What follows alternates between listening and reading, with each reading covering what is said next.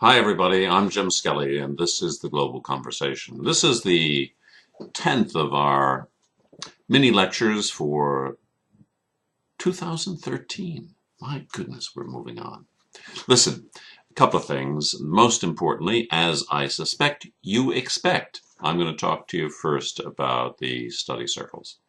I see that a number of you are working very hard at it. There's a couple of people who are not. I keep thinking to myself, well, it's a lot like the real world. There are people who care about the environmental issues and care about them passionately.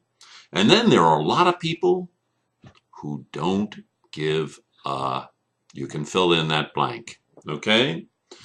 It's just ridiculous. But there are some people who cannot bring themselves to address some of the most important problems facing humanity because they have other trivial things to do, right? Nothing much you can do about it, but the real world is exactly the same. All I can say to those of you who are involved, please finish up the projects. I'm paying attention. I've looked through all the study circle discussions, and I can see who's not doing their work, and the best we can do is give them bad marks. But I would say to all of those who are not participating, there's also a moral issue here. If you really don't want to know about the environmental crises we're facing, and you only want to deal this as a course that you have to get through, I'm really sorry for you.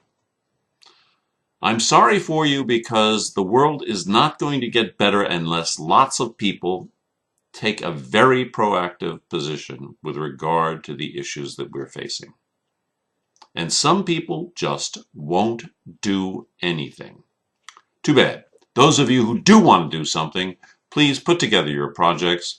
We are running short of time. It's just over a week before the projects are due.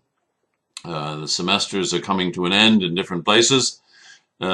Please go ahead and do it, those of you who are concerned. I've noticed that one or two circles have been out of action for quite a while. I suppose they're expecting someone else to do something while they sit there and wait.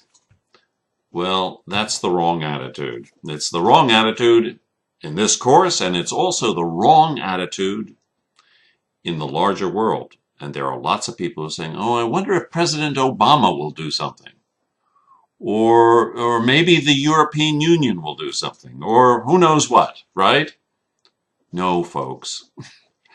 It's got to be us. So I would highly recommend that you begin to engage. And let me give you one of the most compelling arguments that I've encountered recently. There's an article in today's newspapers out of Britain, and this is the kind of stuff that really should get your attention, I think, and I'm sorry that it isn't. But well, let's see what we can do. There's an article I'm going to send you a link to. It's by Will Hutton. Will Hutton's a smart guy, and it's in today's Observer, a newspaper out of London. And the title of the article that he's published is called Burn Our Planet or Face Financial Meltdown, period. And then he says, not much of a choice. And he's talking about the collapse of a European carbon emissions scheme. It just seems that countries and the political leadership of those countries it's just not going to do anything. More and more people, as I've been suggesting, start talking about adaptation, geoengineering. Let's hear it for geoengineering and intervention in the Earth's atmosphere. Let me read you a few lines from Will Hutton's piece. This is the beginning. The world is going to fry, just like chicken in a skillet, unless there is change soon. There is weakening political will to make national and international targets for carbon reduction stick. No strong business and financial coalition prepared to lead, and a weakening groundswell of public opinion prepared to foot the bill. Instead, the international consensus of the past 25 years that the world must act to challenge climate change is dissolving. Individual countries are trying to steal a march on each other in a race to the bottom, dropping whatever scant penalties there have been for burning fossil fuels. One of the things that Hutton talks about in this article, and I honestly urge you to read it. I know that some of you will go, oh, I don't want to know about that. Right, okay, forget it.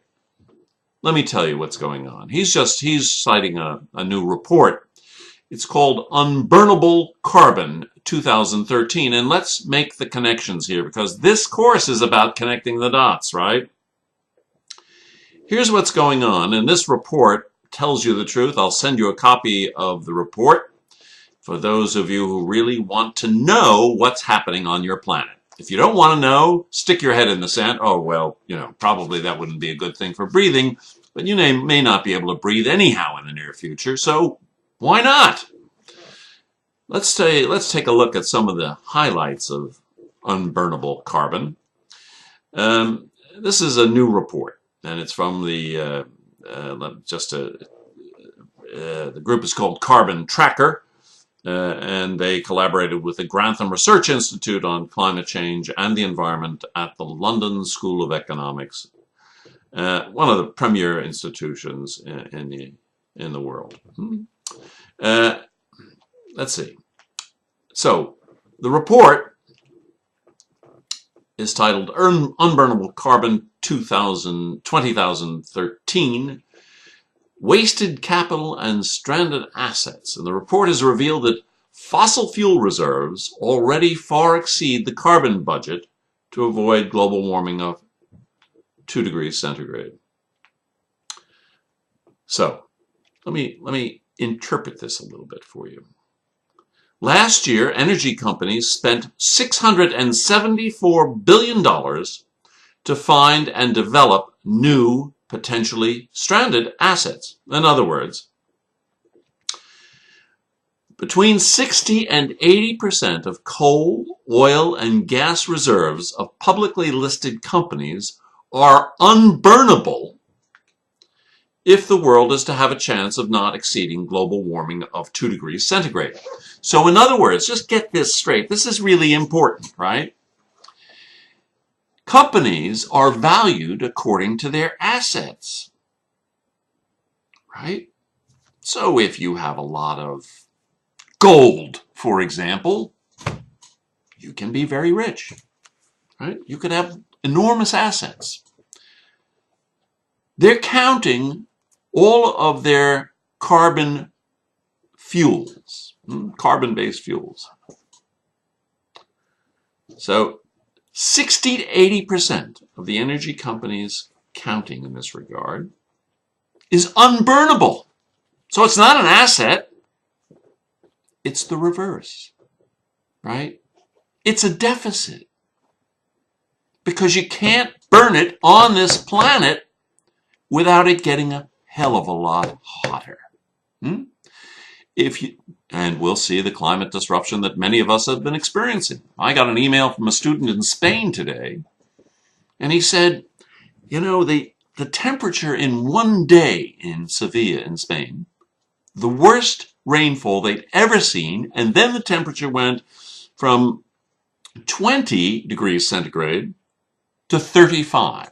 For those of you who think in Fahrenheit terms, in the United States, for example, that means going from 68 degrees to 95 degrees, a 27% jump. We saw the same thing here in Pennsylvania just a few days ago. What's going on, folks? The climate is being disrupted. And it's time to start paying attention and to tell people we won't put up with it any longer. So, one of the things that Will Hutton talks about is what this means is that there's going to be another financial collapse, right? It's like they did last time. 2008, they'd been listing all these assets, mortgages, etc. Guess what? They weren't there. We're in trouble. We're in big, big trouble, okay? Let me give you Will Hutton has something here, and I just want to find this for you because it's. Here, let me read this to you. The world's top 200 fossil fuel companies are currently valued at $4 trillion with $1.5 trillion of debt. But that implies they would burn all their carbon reserves, increasing global temperatures by at least 6 degrees centigrade, with untold consequences for life on Earth, right? 6 degrees centigrade is going to be an absolute mess, right? As that is too awful to contemplate, Hutton writes, there's a rapidly approaching moment of reckoning for world stock markets, as the realization grows that valuations and business strategies are self-defeatingly irrational, and the $4 trillion of value that these companies claim could be suddenly halved, right? So if you're an investor, don't invest in a fossil fuel company, right? The markets are only reflecting the political and cultural reality, Hutton says. A decade-long fierce fight back by the conservative right, especially in the Anglo-Saxon world, that generally means the United Kingdom and the United States, against what is seen as, horror, environmental socialism. And this fight back has struck a near fatal blow to the climate change case. Climate change deniers insist that the volatility in world weather patterns and the rise in temperatures evident in the rapidly melting Arctic are most likely natural phenomena, and the science is wrong. Not unlike the time, a few hundred years back, when there were people who denied that the earth was round. Instead, they insisted it was flat. Right? And the climate deniers also say, even if the science is correct, the better option is to adapt to climate change rather than give in to, quote, socialism to prevent it. My God, I have to tell you. And the adaptation, of course, is geoengineering and matters like that. Hutton says this is a case history of how today's political economy works, with the U.S., the United States, the heartland of a dysfunctionality that has spread across the West. It is impossible to muster a congressional majority in the United States for what the right wing depicts as policies that are anti-American, anti-liberty, and given the shale gas revolution, also unnecessary. We'll have plenty of fuel. We'll be able to drive our cars just as we always have. Folks, I'm going to send you this report, and I'll send you Hutton's article. For those of you who are really engaged in this class, try to find some time to read them and think about what you're going to do. We're not going to be able to just sit there and talk about this for very much longer because things are going to get worse, I'm afraid. And we got to wake people up. We're going to have to fight this one. Okay, good luck with everything. Please get on to your study circle reports and become as engaged as you possibly can. Thanks, and I'll talk to you again soon.